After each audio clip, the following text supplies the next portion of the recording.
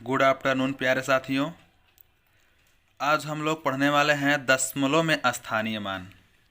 जो साधारण में स्थानीय मान ज्ञात करना रहता है तो उसे तो हम बहुत ही आसानी से हल कर लेते हैं।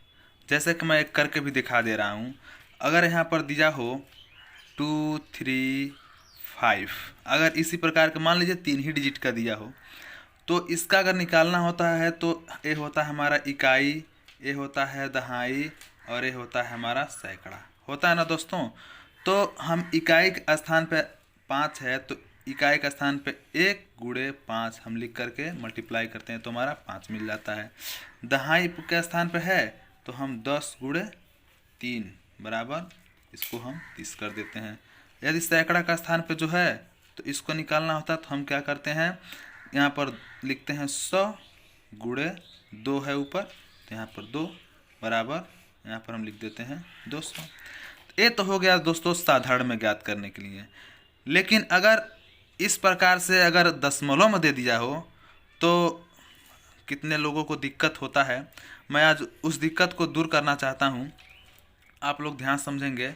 इसको ज्ञात करने के लिए दोस्तों मैं बता दूं कि जो ये जो दशमलव पॉइंट है ना बीच में, ये दशमलव पॉइंट है, इसके इधर जाना पड़ता है और यहाँ से इस इधर हमको आना पड़ता है। तो इसको हम दशमलव को ही मान लेते हैं इकाई, दशमलव को ही मान लेते हैं इकाई। तो ये हो जाएगा इकाई, दहाई, सैकड़ा, हजार। इस तरह से हमारा गिनती चलते चला जाएगा। इसको हम इकाई मान लिए हैं तो पहले हम इधर वाला हल करके दिखा रहे हैं। तो इकाई है तो ये इकाई हो गया और ये हो गया दहाई। तो हम क्या करेंगे दोस्त, इसको हम नीचे ऐसे करेंगे और यहाँ लिखेंगे दहाई है ना तो लिखेंगे 4/10। दहाई मतलब 10, नीचे 10 लिखेंगे। अगर इसी प्रकार इसका निकालना है तो इकाई इसको माने हैं तो इकाई, दहाई, सैकड़ा, यानी कितना आ गया 1/100। ठीक। अगर इसका निकालना है तो इसका निकालने के लिए हम क्या करेंगे, 3 है तो 3 को ऊपर लिखेंगे और यहाँ से फिर गिनेंगे इकाई, दहाई, सैकड़ा, हजार। इकाई, दहाई, सैकड़ा, हजार। ठीक है ना दोस्त। हमको उम्मीद है कि आपको समझ में आया होगा। और इसको आगे बढ़ाने के लिए हम क्या करेंगे, देखिए अगर हल करना है इसको भी आगे हमको हल कर देना है। अगर यहाँ छोड़ देते हैं तब भी सही हो जाएगा।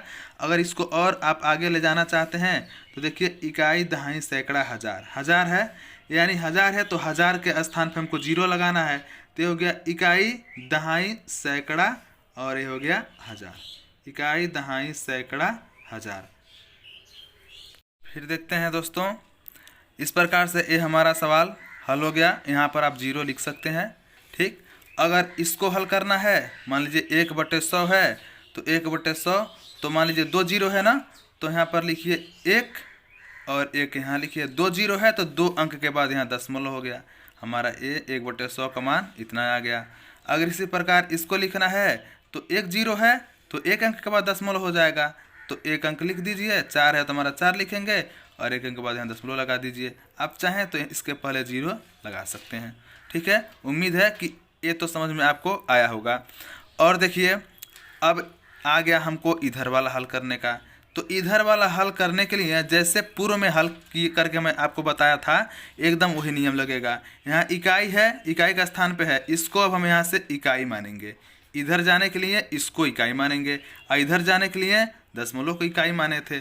तो अब इधर जाने के लिए इसको इकाई मानेंगे तो ये हो जाएगा हमारा, क्या हो जाएगा, ये हो जाएगा, मान लीजिए इधर हम कर ले रहे हैं तो ये हो जाएगा 8 हुआ और इकाई का स्थान पे है तो गुणे 1 बराबर 8 होगा। अब इसको हल करना है तो इकाई, दहाई, 10 कितने स्थान पे है मित्रों, 10 यहाँ लिखेंगे। दहाई पर है तो ये हो जाएगा यानी 6 × 10 बराबर कितना हो गया, ये 60 हो गया। इसी प्रकार इसको करेंगे तो इकाई, दहाई, सैकड़ा, सैकड़े का स्थान पे है तो 4 × 100 बराबर हो जाएगा यहाँ 400। उम्मीद है दोस्तों कि ये दशमलव में जो स्थानीय मान ज्ञात करने में जो आपको दिक्कत हो रही थी अब वह दिक्कत नहीं होनी चाहिए। ये अपना अगला सवाल है गुणन संक्रिया का बंटन नियम। दोस्तों मैं आपको बता दूं कि एक ऐसा नियम है कि गुणा तो सबको करने आता ही है, लेकिन यदि आप को एग्जाम में अगर कह दिया गुणन संक्रिया का बंटन नियम का प्रयोग कीजिए, तो बंटन नियम का ही प्रयोग करना है। अगर आप साधारण में गुणा कर देते हैं सही आंसर तो आएगा, लेकिन आपका लगाया हुआ सवाल गलत हो जाएगा।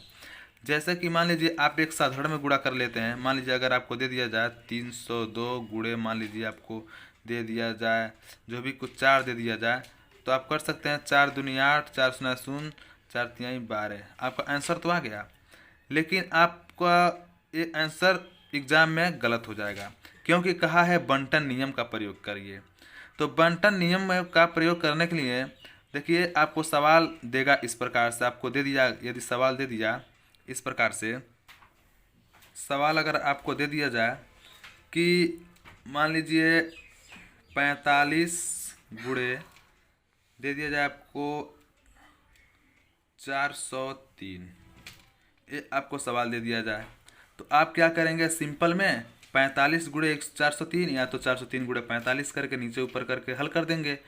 चूँकि इस तरीके से अगर सवाल लगाते हैं तो आपको सवाल गलत हो जाएगा, क्योंकि ऊपर लिखा हुआ है कि बंटन नियम का प्रयोग करना है। तो बंटन नियम ये होता है कि आप इसको 45 कीजिए या गुणे कीजिए और इसको हल करने के लिए कोष्टक बनाइए। बताइए 403 है, तो क्या हम इसको 400 प्लस 3 नहीं लिख सकते हैं? क्या लिख सकते हैं ना, क्योंकि 403 भी तो इसको जोड़ेंगे तो 403 हो जाएगा 400 प्लस 3 को।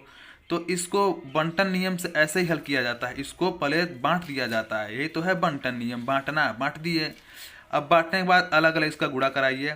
तो इस 45 में 400 का गुणा कराएंगे, देखिए 4 पचे 20 को 0 हासिल 2, 4 चौको 16, 16 2 18, 2 0 इधर है, ये 2 0 यहाँ पर लग जाएंगे। ठीक, अब उसके बाद फिर हम प्लस है तो प्लस लिखेंगे, और फिर 45 गुणे 3 करना हमको, करिए। 3 पचे 15 को 5 हासिल 1, 3 चौक को 12, 12 1 13 हो गया यहाँ तक। अब इसको जोड़ेंगे हम, तो जोड़ेंगे तो हो जाएगा हमारा 5 3 1 8 और 1। देखिए इस प्रकार से हमारा उत्तर आ गया, यही हमारा हो जाएगा आंसर। ये हो गया हमारा बंटन नियम। अगर इस गुणे को, ये जो गुणा दिया हुआ है, ये जो प्रश्न दिया हुआ है, इस प्रश्न को हम इसी प्रकार से सॉल्व करेंगे, तभी हमारा इस नियम को फॉलो करेगा और तभी हमको इस पर नंबर मिलेगा, अन्यथा हमारा सवाल गलत हो जाएगा। तो उम्मीद है दोस्तों आपको ये प्रश्न अच्छे से समझ में आया होगा। ये देखिए दोस्तों कितनी इम्पोर्टेंट और कितनी अच्छी एक क्वेश्चन है, और देखिए इसको किस तरह घुमाया गया है। लेकिन मैं इसको कम ही संसाधन है हमारे पास, बट इसको अच्छे से समझाने की मैं पूरी कोशिश करूँगा। कह रहा है कि एक कारखाने में प्रत्येक दिन 750 साइकिलें तैयार होती हैं। यानी एक दिन में, प्रत्येक दिन मतलब एक दिन में 750 साइकिलें तैयार होती हैं। 2 वर्ष में कुल कितने साइकिलें बनेंगी? यानी 2 वर्ष में कुल कितने साइकिलें बनेंगी? यदि, देखिए कंडीशन दिया है, यदि उन 2 वर्षों में 1 वर्ष लीप वर्ष हो। क्या बात है, यानी 2 वर्षों में 1 वर्ष लीप वर्ष हो।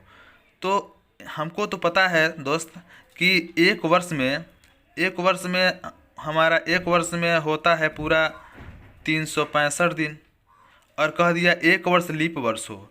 तो जो दूसरा वर्ष है उसमें लीप वर्ष है, यानी 366 दिन हो जाएगा, होगा ना मित्रों। तो 2 वर्ष कहाँ है, तो पहले इन दोनों वर्षों को हम जोड़ेंगे। तो लिखिए, देखिए जोड़ लीजिए, 6 5 11 को 1 हासिल 1, 6 6 12, 12 1 13 को 3 हासिल 1, 3 3 6 1 7, यानी टोटल दिन आ गया 731।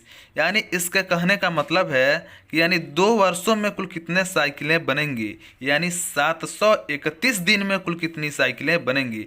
देखिए यहाँ पर कंफ्यूज करने के लिए दिया था कि 2 वर्ष में 1 वर्ष लीप वर्ष हो, ताकि अगर कोई बच्चा होगा तो 365 प्लस 365 करके लगा दिया होता, तो उसका सवाल क्या हो गया था, गलत हो जाता। लेकिन इसीलिए यहाँ दिया लीप वर्ष है, तो हमको 1 वाले वर्ष में 366 कर लेना है। चलिए अब हम इसको हल करते हैं। अब तो हो गया आसान, अब हो गया 750 गुणे 731। ठीक है, अब इसको हम हल कर देंगे तो हमको पता चल जाएगा कि मतलब 2 वर्ष में कितनी साइकिलें बनेंगी, और अभी 1 वर्ष लीप वर्ष है। एक 0 0, एक 5 5 और एक 7 आए 7, 3 शून्य 0 और 3 5 15 को 5 हासिल 1, 3 7 21, 21 1 हो जाएगा 22। ठीक है। और देखिए 7 शून्य 0, देखिए एक अंक यहाँ छोड़े हैं, एक यहाँ छोड़े हैं और हमको एक तीसरे अंक में इसको भी छोड़ देना है। तो 7 शून्य 0, 7 5 35, 35 को 5, 3 हासिल बचा, 7 7 49, 50 51 52, हो गया कितना 52, ये हो गया 52। जोड़िए 0 5 7 5 12 को 2 हासिल 1 बचेगा और 5 2 7 होगा, 7 1 8 हो जाएगा, 2 2 4 हुआ, ये हो गया 5। कितना साइकिल, इकाई दहाई सैकड़ा हजार 10,000 लाख, यानी 5,48,250 साइकिल बनेंगे। यही हमारा हो जाएगा क्या आंसर। ठीक है दोस्तों, उम्मीद है कि यह प्रश्न आपको अच्छे समझ में आया होगा। देखिए एक उलझाने वाला प्रश्न था, लेकिन हम इसको बेहतर ढंग से बताने का प्रयास किए हैं जो आसान हो गया है। उम्मीद है मित्रों आपको अच्छे समझ में आया होगा और ऐसे ही आप लोग सपोर्ट बनाए रखिए। मैं प्रत्येक दिन एक अच्छा वीडियो लेकर आऊँगा। और जैसे कि आप लोगों को पता है कि कॉलेजेस बंद चल रही हैं, तो इस तरह हम सोचे हैं कि आप लोगों के साथ हम मिल करके कुछ हेल्प करें, हम सबका हेल्प हो जाएगा। धन्यवाद मित्रों, फिर मिलेंगे अगले वीडियो में। धन्यवाद।